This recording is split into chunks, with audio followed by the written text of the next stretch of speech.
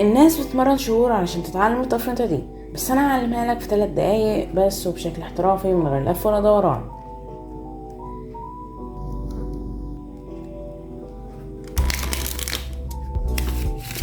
شكلها صعب فعلا، بس خليك معايا للاخر هقولك تعملها ازاي خطوة بخطوة.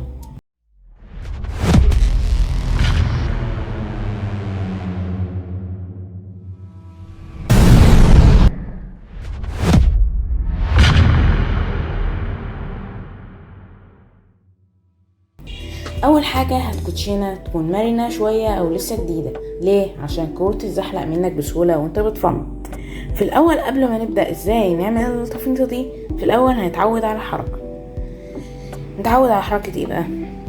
انت هتمسك الكوتشينة كلها كده، تقوم ماسك ايدك كلها هنا، وتحط 3 صوابع دول تحت كده كالكوتشينة، والصبع ده حطه ورا كده، الصبع الكبير حطه فوق هنا، وتعود على حركة ايه بقى؟ الحركة دي علم عليها لغاية لما تبقى سهلة ومرنة كده. وفي الايد التانية برضه تقوم ماسك الكوتشينة كده، 3 صوابع دول تحت، والصباع ده هنا، الصباع الكبير فوق، تعمل كده تبقى مرنة. بعد ما تتعود عليها خلاص بقى وتبقى خلاص متحكم في الكوتشينة، تعمل ايه بقى عشان نتعلم من التفنيطة دي؟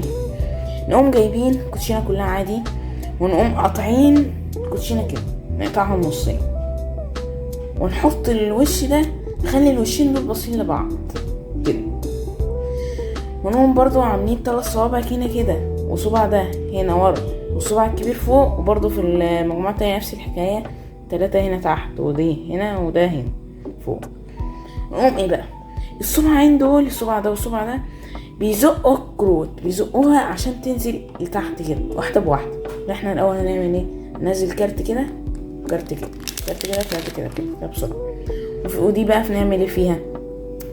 نقوم جايين، احنا هنكون ماسكين الكوتشينة كده عادي، نقوم جايبين الصباع ده الكبير ده والصباع الكبير ده، نقوم حاطينهم فوق اخر ورقة في الكوتشينة دي، اخر ورقة اهي دي، نحط الصباع ده هنا والصباع ده هنا، الاتنين هنا، ونقوم تانيين الكوتشينة كده، نقوم سايبين ايدينا اللي تحت كده كده. نعملها بسرعة بقى اهو. لو الفيديو عجبك دوس لايك واشترك في القناة، وما تنساش تفعل الجرس عشان يوصلك كل جديد. وسلام دلوقتي، اشوفك في فيديو تاني مع بلال احمد.